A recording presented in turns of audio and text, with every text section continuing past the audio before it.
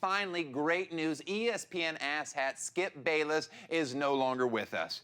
Oh, he was the best at being on the wrong side of every issue. One day, I am predicting, Johnny Manziel will become even bigger in the city of Cleveland than his buddy and business partner LeBron James ever was. Give me Josh Freeman, who was the 17th pick in the first round, over Cam Newton. Why shouldn't I, as a white person, be able to take some pride in Blake Griffin's rise because he did come from a white mom? It is a huge mistake on the part of Peyton Manning. He chose the worst situation to win now. Tim Tebow is virtually unstoppable, and maybe even a starting quarterback for Bill Belichick.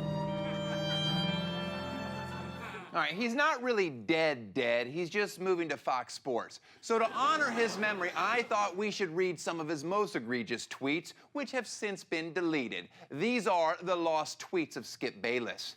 Here's the first tweet he ever sent out in 1989 when Twitter was still in beta phase. Michael Jordan is a ball hog. He will never win an NBA championship with his style of play.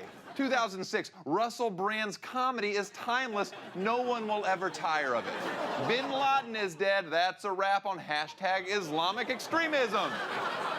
Bill Cosby is the only decent father figure left in America. Okay, well, when did he send that tweet out? Yesterday. All right.